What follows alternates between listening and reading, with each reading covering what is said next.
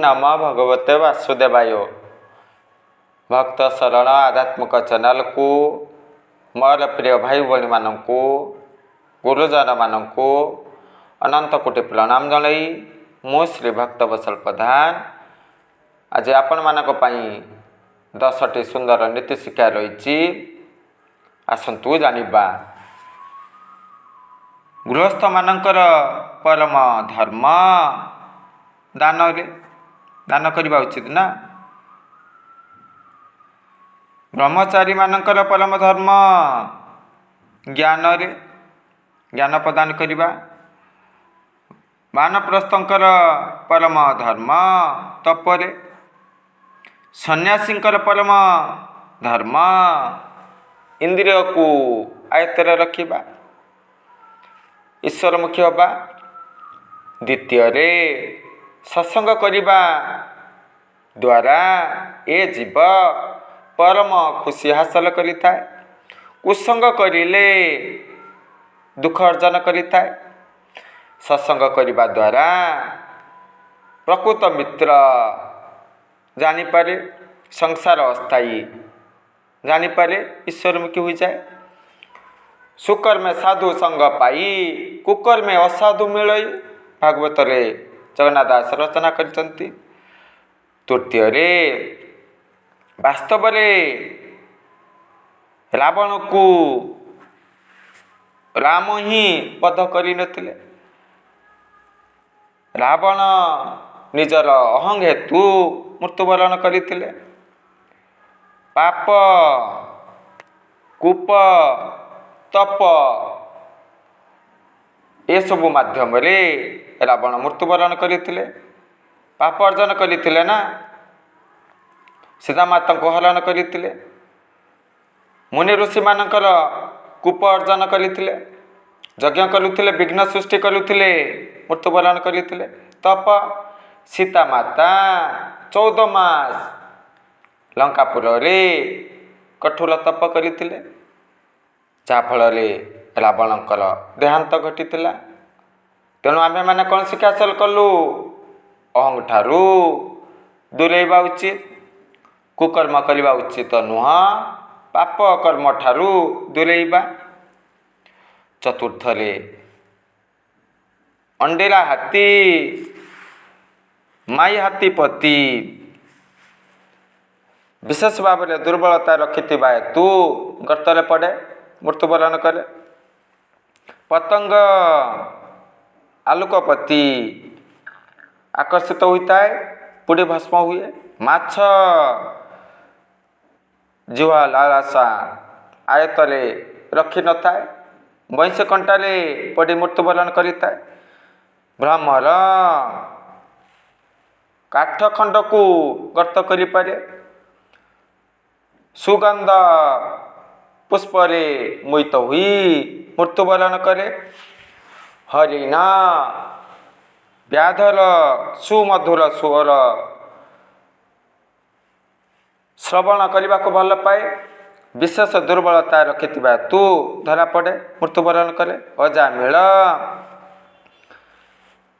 रमणरत शूद्र युवक बेश्या को स्वचकुरे देखिथिले पतनगामी होइतिले। द्रोणाचार्य पितामह भीष्म दुष्ट दुराचारी दुर्योधनकर खाद्य भक्षण करिथिबा तू मृत्युवरण करथिले बलिदान दबाकू पड़िला। महारथी कर्ण कुसंग अर्थात दुर्योधन सहित मित्रता स्थापन करथिले अंतिम पर्याय मृत्युवरण घटीला। आमे माने कौन शिक्षा हासिल कलु ये सब को त्याग करवा उचित। पंचम कोइली स्वमधुर स्वर गायन करती किंतु देखिवा पाई कला। गुलाप फूल देखिवा पाई सुंदर। चतुर्पार्श्वे कंटामय समुद्र विशालमय जल लुणिया। कौन शिक्षा हासिल कलु दोष गुण रहिबा। प्रत्येक व्यक्तिर किछि ना किछि कुगुण रहिबा। आमे माने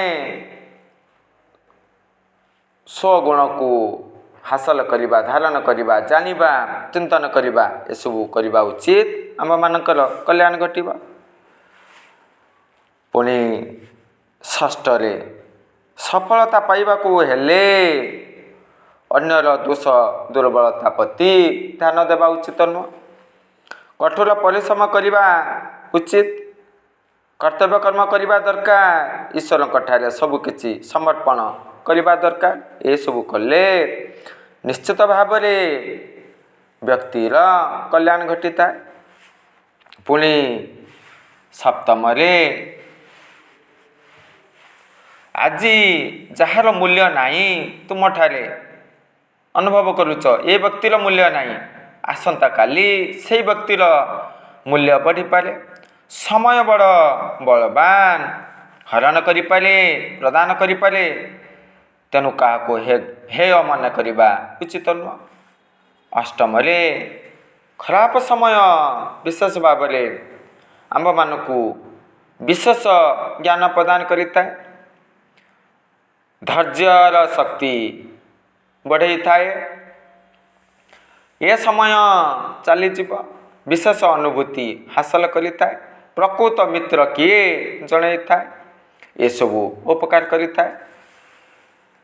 नवम उच्च भवन बहुत देखा जाउछि, मात्र कली जुगरे उत्तम भावना व्यक्ति संख्या कमी जाउछि, अछि कि नहीं। लक्ष्य साधन पाई विशेष भाव में गुरुत्व दिया जाउछि, किंतु चरित्र संस्कार प्रति कलिजुगर लोक मानकर विशेष भाव में ध्यान नहीं। कलिजुग लोक माने स्वार्थपर, ईर्षान्वित हुअन्ति, भोगी, स्वार्थ हासिल कर सारा रंग बदलती। ये सब कथा आपण माने भल भाव जानती। दशम जीवनर प्रति मुहूर्तरे परिवर्तनर सुजोग आसीता। समय सह ताल देवा उचित, कठोर परिश्रम करने उचित। निजको प्रथमे बदलांतु, निजको परिवर्तन ही जीवन अटे। यह सब शिक्षा हासिल कलु। जय जगन्नाथ।